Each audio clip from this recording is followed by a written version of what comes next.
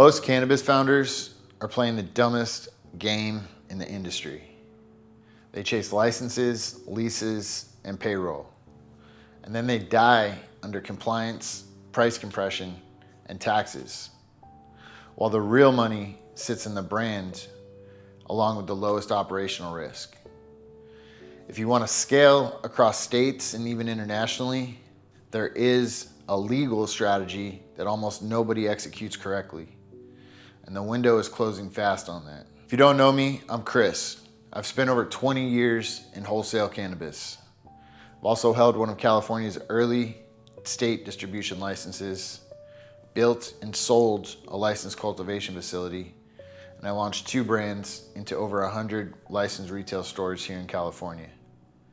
Now I teach founders how to launch and scale cannabis brands legally without needing a license, and how to do this faster, smarter, and with fewer costly mistakes. And a quick disclaimer, according to JP Morgan, only 9% of businesses will ever reach $1 million per year. That means that most businesses don't. It's not because they can't, but it's because they never master execution, strategy, and discipline. I'm not here to guarantee that you'll be in the 9%. I'm just here to give you the blueprint. And whether you use that blueprint or not, it's up to you. We also go over this daily inside my Telegram and on my school community. The link's below in the description. Chapter 1, the hard truth about the cannabis supply chain. So starting out, licenses, in my opinion, are a trap, especially if you're getting into this business. And the trap is because it's gonna overburden you with time, focus, energy, compliance, paperwork, lawyers, inspections, all these different things that come about with having a license. And there's no true profit being made just because you have that license. And honestly, the compliance of running the license, whether you have business or not, is the true silent killer. You're gonna have to deal with consistent inspections, detailed SOPs, potentially having recalls. You'll definitely have audits by the state agency. You're gonna have to deal with specific reporting and all this track and trace paperwork. The other challenges come with employees, and this is with any business, but when you're on a license side, a production side, whether that's cultivation, manufacturing, distribution, even retail, any of these licenses require a good amount of employees.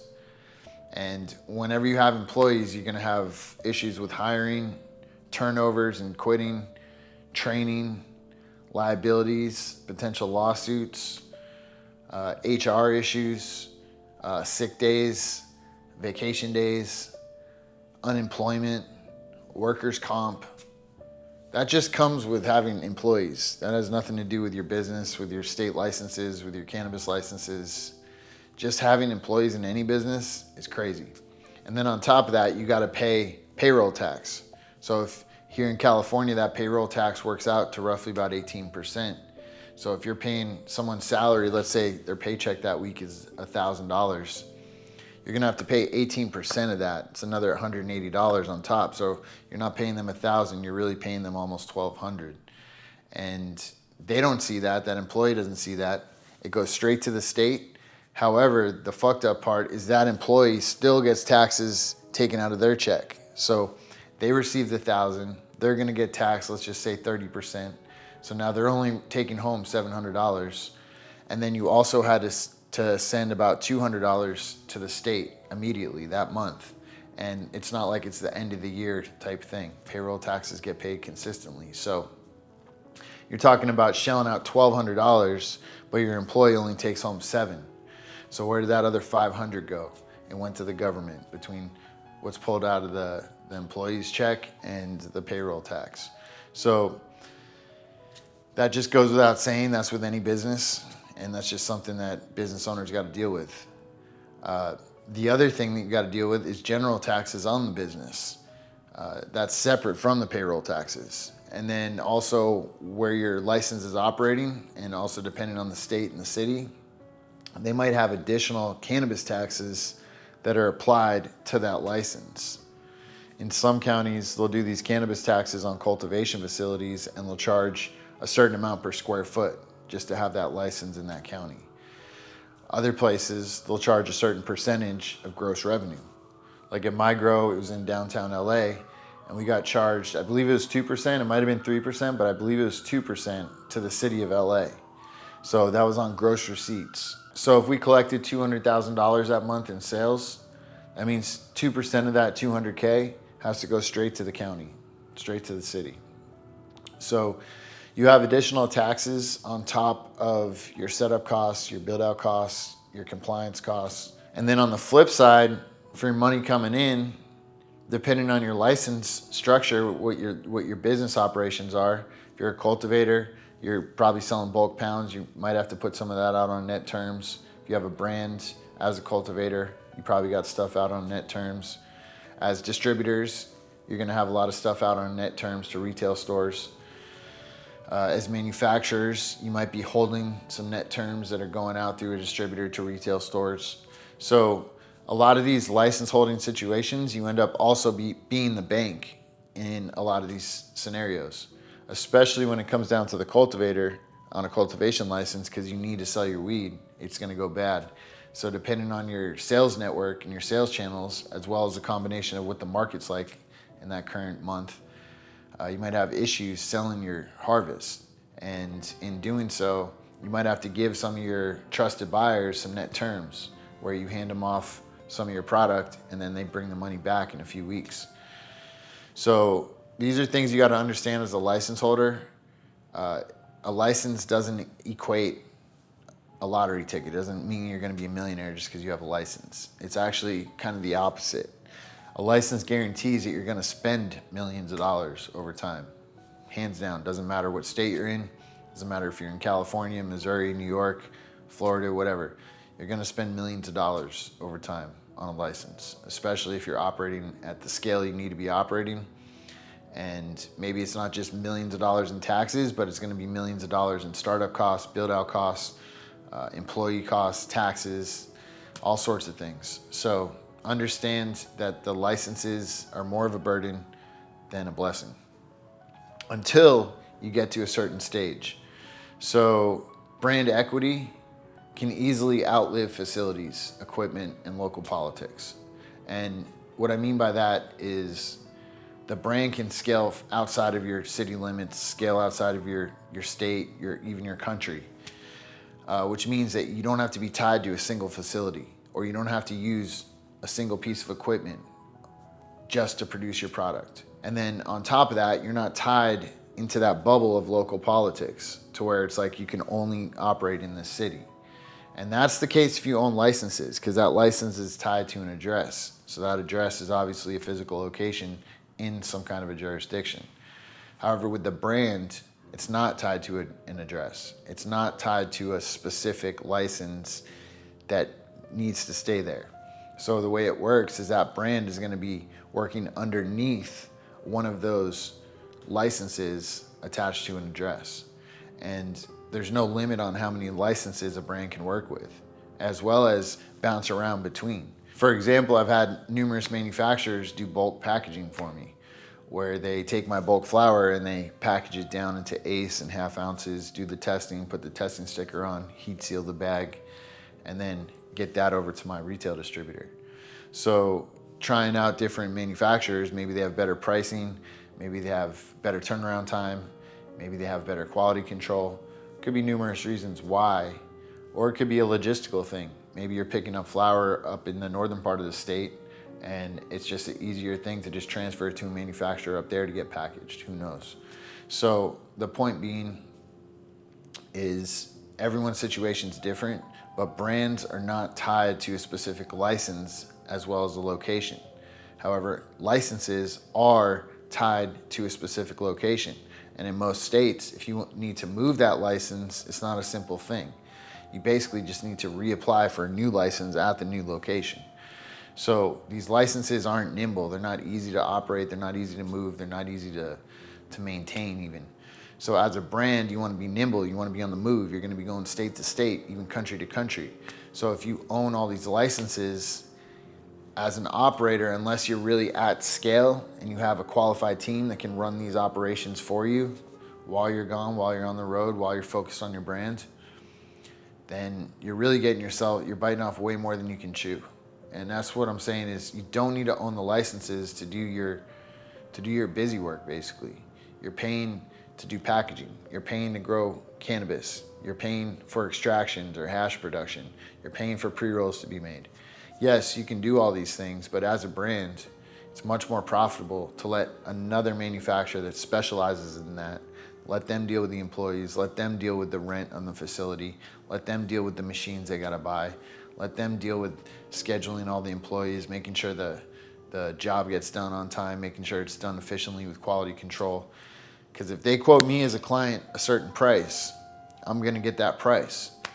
Even if they have to spend more time in the back end, or it ends up costing them more time, or they had to bring in some extra help and pay them hourly and it cuts down on their margin, it doesn't matter. My invoice price is my invoice price. So if you own all these facilities, you're going into it thinking like, yeah, I'm gonna own this so I can keep my costs down. I'm gonna own the grow, I'm gonna own the manufacturing, I'm gonna own the distribution license. And it's a huge, huge mistake what you're doing. Really, the strategy is start your brand first, prove the concept, get product market fit, get it in the stores, get money coming back, get reorders. That's the biggest thing. Get your brand into stores first and then get it reordered into those same stores. Then you got something cooking. That's when you want to start scaling. By the time you hit about 200 stores, that's around the time you want to turn on your own supply chain, such as with your own cultivation facility. Prior to that, leading up to 100 stores or so, that may be time where you might want to look into getting your own manufacturing facility, or at the very least, investing into a manufacturing facility where other operators are running it, and maybe they just need a capital injection, and you can work a really good deal where now you become some form of an equity holder or some form of a partner and can reap the benefits of being an owner in the license, but they run the license, they deal with the compliance, they deal with the day-to-day operations. You're still just doing what you're doing, but now you happen to be a partner in this license and maybe just cut your packaging costs in half. And that's what I just did. I have a distro and manufacturing license I'm part of in SoCal, but I just loaned some money to a distro, delivery, and manufacturing licenses up in NorCal. And they just needed a loan to get some of their construction done for their annual permit. So by loaning them the money, I structured a deal where I don't want to deal with anything. I don't want to be part of the license even. I don't even need to be named on the license. I just need access to the license at cost. So the deal I worked with them is an interest-free loan that I'll get paid back on, but I get access to the license at cost. And that means I just pay their hourly employees what they're due. If they spent 10 hours on my stuff working on it and it's 2 employees at 25 an hour, that means I got to pay $500. And however many eighths they got done divided by $500 is my cost to package those eighths. Versus me paying a fixed cost, say it's like 85 cents an eighth to package it, or 75 cents an eighth to package it per eighth. I'm getting that at least at half by paying my own hourly rates and working direct with the manufacturer rather than as a service. So you see how, as I scaled, that loan that I made to that manufacturer is a strategic opportunity to get my packaging costs cut in half. And like I was saying, the brand is the highest leverage position in cannabis. And the brand is ultimately the profit center. It has the lowest operational risk compared to cultivation, manufacturing, even distribution, especially compared to retail. Portability is there too. You can move your brand, you can scale your brand to multiple states, to multiple countries, and you just keep repeating this supply chain partnership over and over, as long as that jurisdiction you're going into has some form of a cannabis program, either medical or recreational. Also with the brand, you're really just focusing on demand creation. You're not focusing on operations and regulatory firefighting of owning a licensed facility.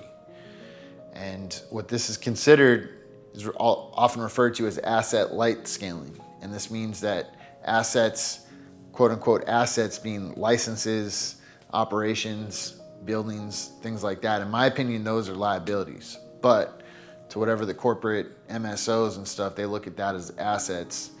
However, I don't. But the term asset light means you don't own licenses. It means that you're working under other people's licenses, keeping your operational structure light, and just focusing on the brand and scaling that brand. So the other perk is, like I said, you're not tied to one location or tied to one supplier or tied to one manufacturer. You can be nimble. And it also gives you a defensibility angle. You can work those production costs down, especially as your scale increases. And say you start distributing nationwide in the hemp market. Finding a good manufacturer that can scale with you on that, where their costs come down as you increase volume, is really what's needed. So to reiterate a bit, the strategy is really about producing under someone else's licenses, whether that be cultivation or extraction, and then you manufacture and package under another license, and then you distribute to your retailers under a different license. And your company, your brand, really what you're focused on is your branding, your marketing, your sales, and your audience, and creating demand within your audience. And obviously you own the IP, and yes, it's considered an IP licensing agreement in a sense, but that's just technical wording. You don't even have to worry about that. Ultimately, you wanna look at it like you as the brand, you're curating the product. You're doing the quality control, you're developing the products, you're finding the suppliers to get the raw materials from that you approve from, that your brand is a fit for. So that's on you. So in my opinion, curated brands like this, where they don't necessarily own the licenses and they're being able to be nimble to go between facilities and different growers and different producers, what this allows is the brand is actually acting as your quality control specialist. And it's out there seeking the best of the best of the best. And maybe they get this one strain from this grow and a strain over here from this grow, and this grow is breeding some stuff for them, and then this grow is growing stuff for their fresh frozen, for their unique hash genetics. So you see how you're not tied to one facility, versus flip the script now. Let's say you owned your own cultivation facility and you had your own brand. You're like, yeah, I own my own cultivation facility and I have my own brand, and that facility feeds my brand. And I'm not saying this is a bad strategy at all. There's a lot of great brands that run like this. Look at Preferred Gardens, look at Wizard Trees. Those guys are killing it. So believe me, this is not a one size fits all strategy. There's different seasons for different places where you're at along your journey. And what this YouTube channel is for is to show both beginners as well as current license holders how to make more profit in the license market. And the best way to do that is through a brand. So back to my example, if you own the cultivation facility and you also own the brand, you're gonna feel obligated to sell stuff that you grow through your brand. And a lot of times, if you end up relying on your brand to liquidate what it is you're growing, you might be faced with the tough decision of, man, this crop didn't come out too well this time, or we had a failure, something got seeded, or this, that, or the other, whatever the case may be. So now you're faced with the brand question of like, do we put product in there? Do we hold back? Do we stay sold off the shelves because this batch of product isn't up to par? Do you know, blur the lines and push it out? So as a cultivator owned brand, you're gonna have a different type of, I don't know, decision making that has to take place, versus as a brand only, where you don't own the cultivation. You can go set up 10 meetings in one day, go check out a bunch of distros, a bunch of grows, cultivators, whatever. Check out 1,000 different pounds if you want. Turn 999 of them down if you want. Walk away from them. No obligation to buy, no stress to buy, other than your own, that you're saying, hey, I need to get this to packaging by tomorrow, I need to get something today. So other than your own deadlines, you don't have any harvest deadlines. You don't have any 100 pounds sitting in the back that's going bad day by day.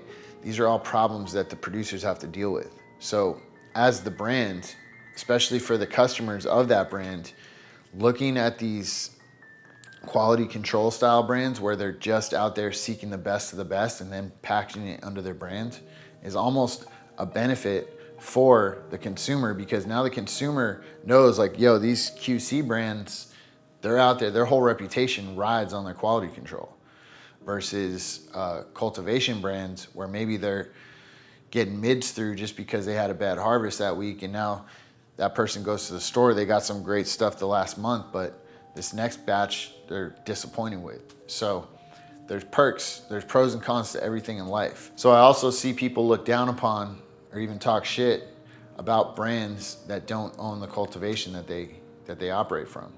And it's a misconception, because like I said, it's actually a perk to have that quality control style brand, such as how I do Zodix, such as how I do Lowski, versus me having to be burdened with the operational burden of owning and running a grow, which I know quite well. I have my own licensed grow for 3.5 years. And this is how I came to this conclusion, is understanding until you get to a certain scale, it doesn't make sense to own that grow, especially in the beginning, and especially if you don't already have 10 years of experience running a grow at least. So don't even, just get that out of your mind. Same with the retail. A lot of people I talk to think you need to get your own cultivation or your own retail just to get into the market. You do not need any license to get into the market. You just need a quality brand and a quality supply chain partnership. And with this strategy, you're just managing products, specs, quality targets, packaging, and your go-to-market and your sales. You're ultimately just paying for outputs and performance. You're not paying for your overhead. You're not paying for licensing. You're not paying for unnecessary taxes. The license holders deal with that. So in today's day and age, you've probably heard the term MSO, multi-state operator, and a lot of people associate that with corporate operators, and it's not necessarily the case. The only reason why is because a lot of MSOs just happen to be corporate operators, but technically, multi-state operators, Alien Labs is one. They're operating multiple licenses across multiple states. They own licenses in California, Arizona, and Florida, along with running those operations. However, you can also look at brands that are asset light that don't own any licenses or facilities. You could also refer to them as MSOs too. They're operating in multiple states. So it's a kind of a loose term, but you got to look at it like every state is their own jurisdiction, their own law. So from California to Nevada to Arizona, they all are licensed recreational for cannabis, but they all have completely different laws, regulations, enforcement, and it's not one size fits all. So as a brand scaling to multiple states, you have to work with these license operators in these different states, and those operators holding those licenses within that state are going to be experts on that state's law. So that's another reason why you're working under these supply chain partnerships, versus if you wanted to own all these licenses and then scale into multiple states, it would be physically impossible for an independent brand to do that without some corporate level help, or without multi millions of dollars in their bank to be able to manage that. And there's only been a few that's been able to really pull that off. And ultimately, you can look at those handful of people because they came out of that legacy market, out of the real trap days back in the early 2000s, prior to 2016 pretty much.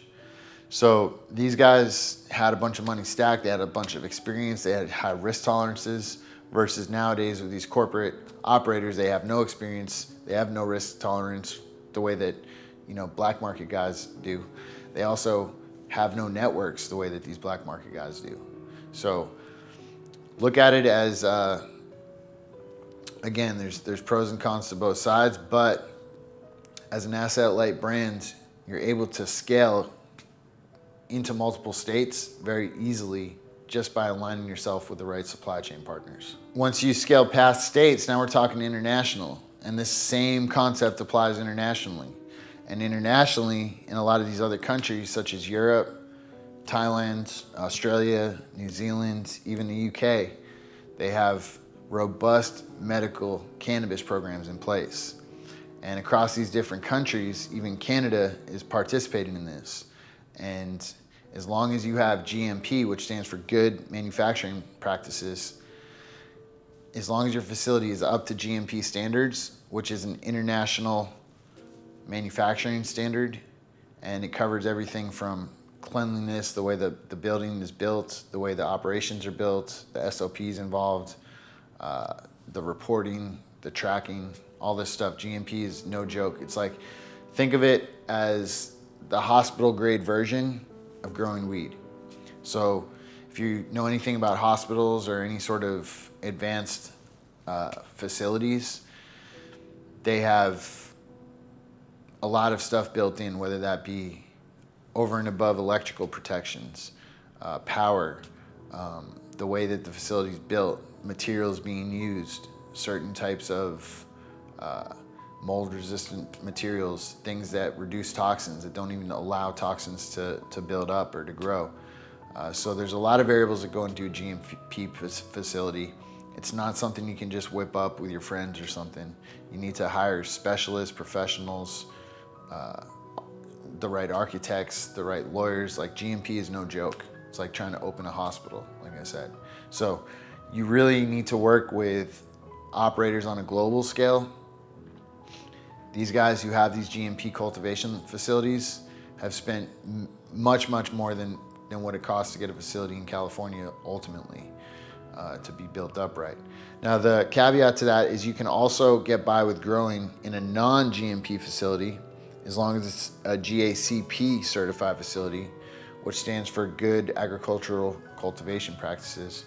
And it's a similar corresponding classification that comes prior to GMP. So as long as it's cultivated with GACP, it can be transferred to a GMP facility, and then the rest of the GMP compliance steps can be done to make it GMP compliant.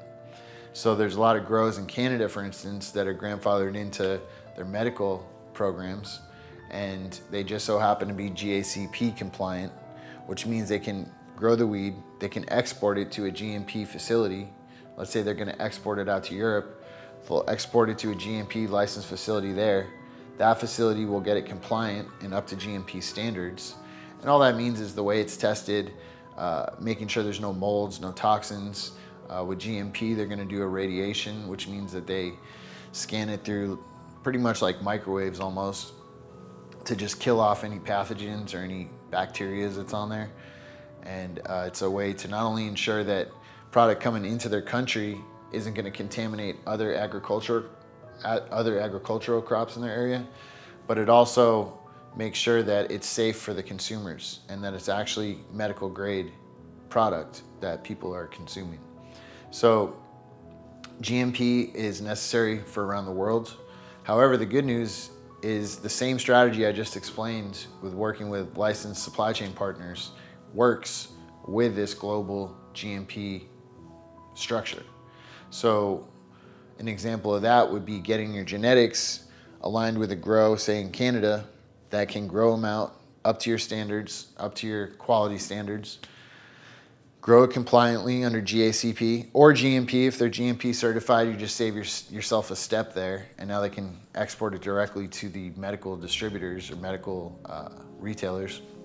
So anyway, your stuff's grown compliantly, let's say in Canada, but then you can compliantly export it across the pond, as they say. You can go to UK, you can go to Europe, all throughout the EU. Well, not all throughout, I shouldn't say that, but a lot of EU countries are allowing it. Australia, New Zealand, Thailand. So you can do the same exact structure globally with your brand. And you don't need to own these licenses, you don't need to own these facilities. So that's why it just baffles me when people think like, oh, I need to go get a grow, or I live in this country, I live in this state, I live in Missouri, but I can't start my brand in New York or California. It's not the case. You don't have to be where you're at. You just work with the right people, you run your brand remotely, you find the right supply chain partners, you focus on quality control. Even if you need to have someone there locally to do your quality control on each batch, that's not a big deal to set up, especially if you have a good network. The point is, this strategy works locally, works nationally in America, and it works globally around the world.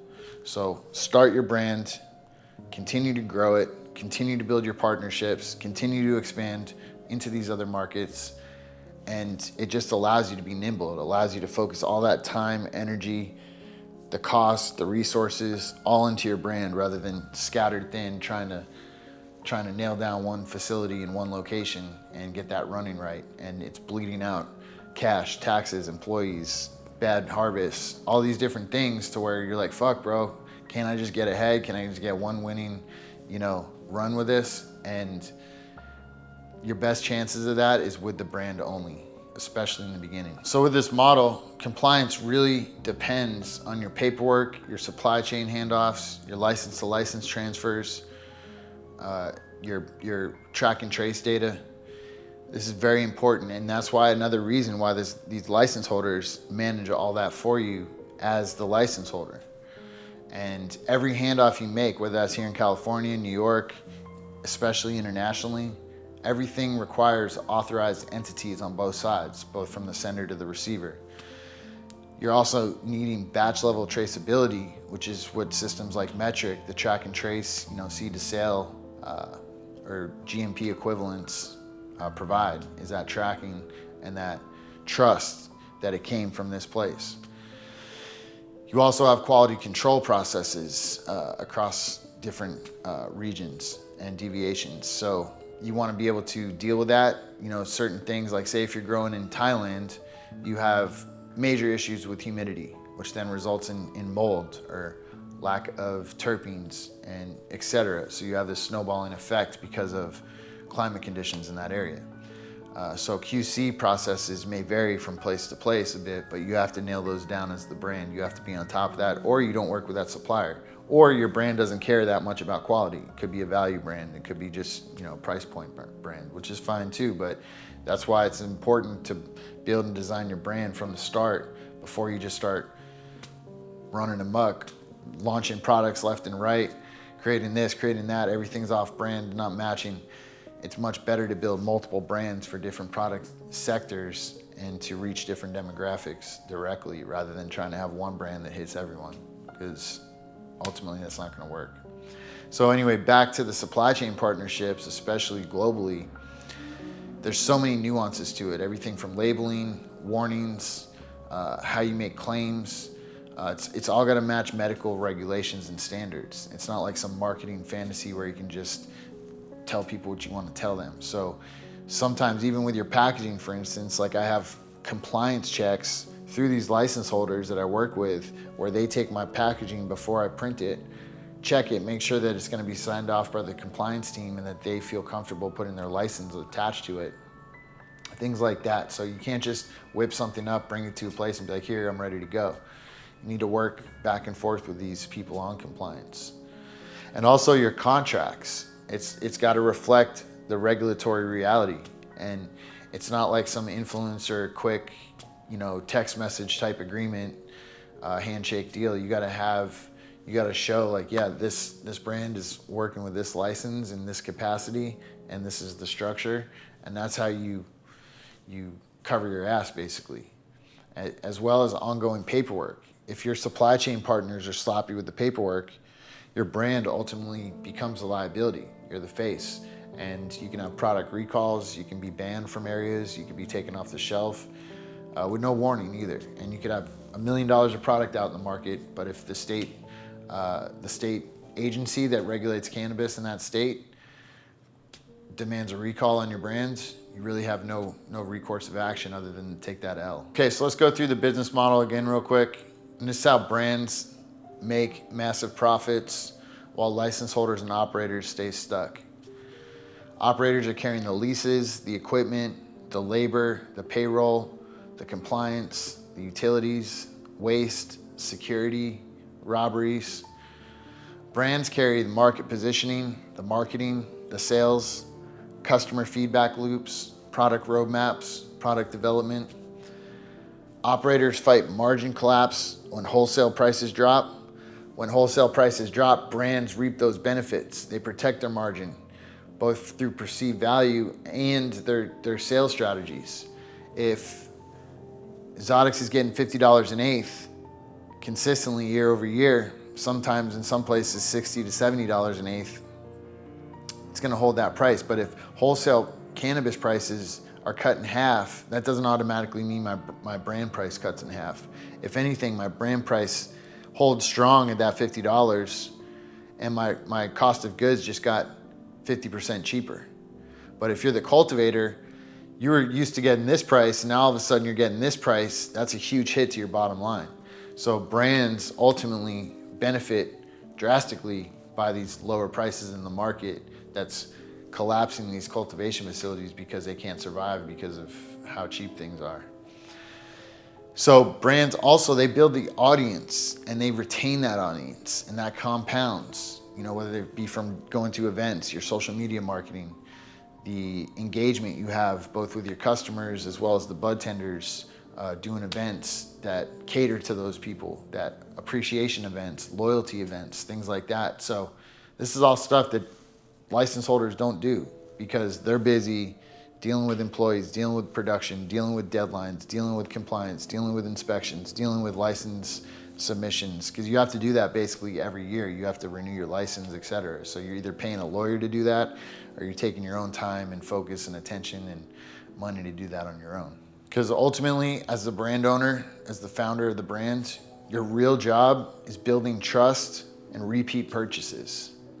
It's not to babysit operations, employees, inspectors, HVAC repairs. That's not your objective as a brand owner. But if you're a license holder, a cultivator, a manufacturer, those are the things you're dealing with. So if you're interested in building this correctly for your brand, there's a link below. I have a free brand building course. It's a 30-minute breakdown, exactly how this works, exactly what you need to do. And then after you watch that, you can book a call with me. We'll go over your situation, we'll come up with a strategy, see if it's even in your wheelhouse, see if it's a good fit for you, because this is not for everybody. But if you come from this world, if you've been on the street selling weed for a good chunk of years and it's ingrained in you and that's the culture you come from, this is a perfect fit because it's a structured industry that you can scale properly. You can run it like a real business, but the experience and the knowledge that you have coming from the streets, coming from breakdowns, coming from flipping packs, coming from TP and logistics and taking those risks, all that it's a whole different world when you get over into this license world. And you can really build your brand. You can go to these stores. You have control over your sell-through ultimately. You can set up in-store events. You can help bud tenders learn about the brand so they can sell more of it. There's ways that you can really increase sales versus on the trap side, you just got to have the lowest price or the best quality. And if you can't do that, nowadays, you're pretty much out of business. So click the link below. Let's get you paid. So here's some things that a lot of founders ignore until it's too late. Ultimately, retailers don't care about your story if your sell-through is weak. Also, competition is brutal and copycats are going to be out there. So understand how to set your brand apart and make it harder for copycats to ruin that, build that moat. Also, price compression forces differentiation, or it's going to force your brand to just die off. So understand, like I said, really set yourself apart, provide value, provide massive value. When you incorporate compliance, it limits marketing quite a bit. So you gotta be smart about that. You gotta use your ingenuity a bit. Also be cognizant of cash flow. This is a big one. You might be making a lot of profit or a lot of money on paper, but if you're not collecting it in time when other bills are due and payroll's due and you have to pay for packaging before Chinese New Year, for instance, cash flow is gonna be your big bottleneck, especially as an independent brand. So understand how to manage that properly. And understand too, distribution is a relationship business. It's not a spreadsheet. You can't just hand over your contacts to someone else. These personal relationships that your sales guy might have with the retail stores might be the reason why you're in some of these retail stores. And if he just handed you over the contacts and said, here's the account, you manage it, those stores might not reorder from you. A lot of times it comes back to that relationship. So some final tips as you roll out an asset-light brand. Start with one specific market, with one ideal SKU, and prove repeat purchases to a specific demographic. After that, then you start expanding your SKUs only after your sell-through is predictable on your early SKUs. Phase 3 is to add in a second state, start expanding. And again, you're going to be repeating the process, just working with different supply chain partners within that state. Next phase is to really dial in your operating system. Now you got some data, you got some operations going, you can collect these concepts and figure out what your quality assurance playbook is, what your brand standards are looking like in each state, what your sales playbook is and the modifications, how you're tweaking that and optimizing it. After that, then the next phase is going to be international entry. And this is through the GMP supply chain partnerships I was mentioning and finding those local import partners. Then after that, the sixth phase is really going to be harmonizing your brand globally while localizing your compliance and your sales channels, because each country, each state, everything's going to have its own nuances. It's going to be different. You're going to need a team on the ground in each one of these places. And some final takeaways. Remember, the founders who win in cannabis long term do not build the heaviest business. They build the smartest one. They own the brand, the demand, and the customer. They rent the licenses, the facilities, and the compliance burden. And when it becomes right, when your brand is big enough to grow into those facilities and the compliance burden to take on yourself, because you have enough of a budget to build a proper team to run it properly without you being the bottleneck, that's when it's time to get into those licenses. So if you want the full blueprint to build your brand under licensed partnerships, scale nationally, then expand internationally through GMP Medical, click the link below. I got a free brand building class that walks you all the way through it. And then from there, you can book a call with me. We'll go over your situation. We'll find out if it's a good fit for you or not. And I hope to see you at the top.